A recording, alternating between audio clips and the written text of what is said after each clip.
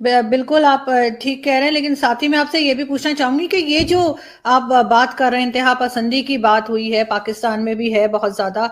और ये जो इस्लाम में कहा जाता है कि काफिरों को मार दो, और आजकल आप देखते होंगे बच्चों के हाथ में भी तलवारें लकड़ी की दी हुई हैं, और सर तन से जुदा कर दो, तो ये चीज आप हिंदुस्तान के मुसलमानों में भी पाते हैं, या ये सिर्फ पाकिस्तान में ही है कि काफिरों को मार दें और जो भी नॉन मुस्लिम है उसको मार दें, अहमदियों को मार दें? और ये एक इंतहा पसंदी जिसे कहते हैं, बहुत ज्यादा एक्सट्रीमिज्म जो है वो इस्लाम में जो नजर आता है, वो क्या हर जगह है या सिर्फ यहाँ पाकिस्तान में है? देखिए आरजू, मुझे उम्मीद है कि शायद आप हिंदुस्तान कभी तशरीफ लाई हैं, नहीं लाई हैं।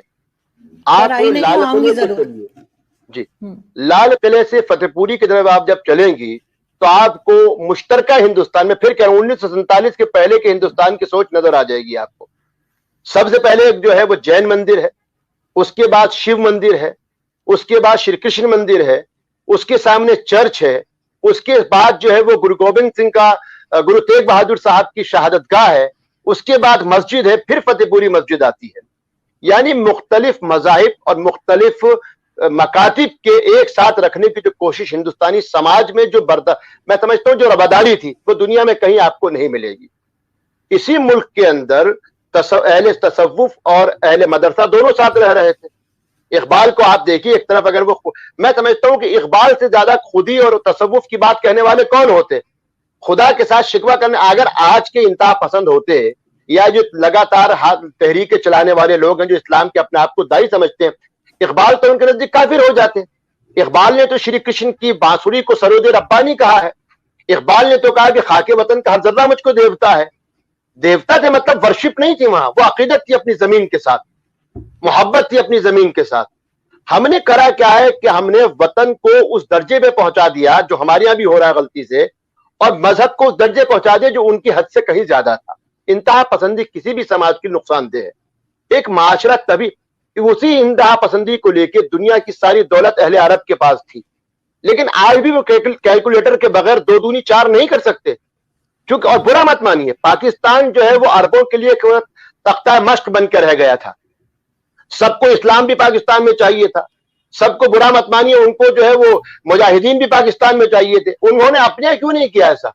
वो पाकिस्तान जिसमें बेहतरीन जहन मौजूद थे, वो मुश्तरका हिंदुस्तान का पाकिस्तान जिसके अंदर अगर आप देखिए बुल्ले शाह जैसे लोग थे, ये आज भी मैं मानता हूं, और हिंदुस्तान में वक्ती चीजें होती हैं, लेकिन क्या आबिदा खानम के यहाँ आज आप भी देखिए, क्यों वजह थी कि फैज की वो नज़म हम भी देखेंगे क्यों हिंदुस्तान की गली गलियों में गाई जा रही थी? क्यों? उसकी बुनियादी वजह यह कि हमारे यहाँ शिद्दत नहीं थी। और हिंदुस्तान हो या पाकिस्तान, शिद्दत की गुंजाइश किसी भी समाज में नहीं हो सकती है। हमको अब आगे बढ़ना है, तालीम की जरूरत है।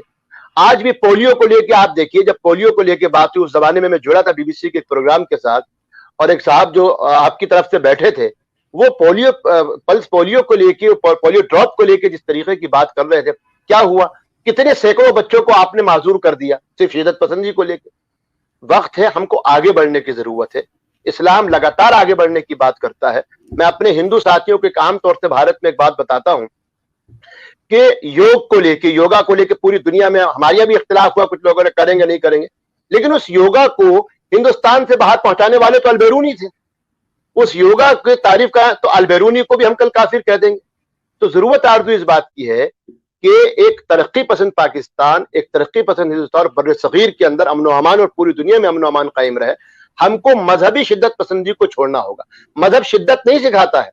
अगर मजहब शिद्दत सिखाता तो इंडोनेशिया के अंदर लोगों के नाम मौजूदा उनकी तहजीबों के मुताबिक नहीं होते। अगर मजहब शिद्दत सिखाता तो बांग्लादेश, आज हमारे सामने बांग्लादेश की मिसाल है कि उसका कौमी तराना लिखने वाले रविंद्रनाथ टैगोर ही हैं, लेकिन वो बांग्लादेश अपनी उसकी एक तहजीब भी है, और आज बांग्लादेश इर्तका की जानिब गामजन है। तो मैं उम्मीद करता हूं कि, और हिंदुस्तानी मुसलमान, आरजू एक बात आपने बहुत एक ऐसा सवाल करा कि मेरे अंदर से कुछ, हिंदुस्तानी मुसलमान ने कभी भी शिद्दत की हिमायत नहीं की। अगर करते तो पाकिस्तान में, सॉरी कश्मीर के अंदर जिस तरीके की तहरीकें, खुरैश तहरीकें चली, वो कभी भी लखनपुर या टनल के बाहर नहीं। हमने कहा जमहूरी तरीके से आप हिंदुस्तान के साथ आपको रहना चाहिए। उसी तरीके से क्या बाबरी मस्जिद की शहादत या दूसरी कोई भी चीज हुई, हमने हर बार अपने दस्तूर पर भरोसा करा, और आज भी हुकूमत जो है वो नरेंद्र मोदी साहब की है कुछ लोगों के सियासी इख्तिलाफात जैसे आपके भी हो सकते हैं, लेकिन नरेंद्र मोदी हिंदुस्तान के वजीर आजम हैं और पूरे एतमाद के साथ हम कहते हैं कि हम हिंदुस्तानी दस्तूर के मुताबिक अपने फैसले करते हैं और आइंदा भी फैसले करेंगे।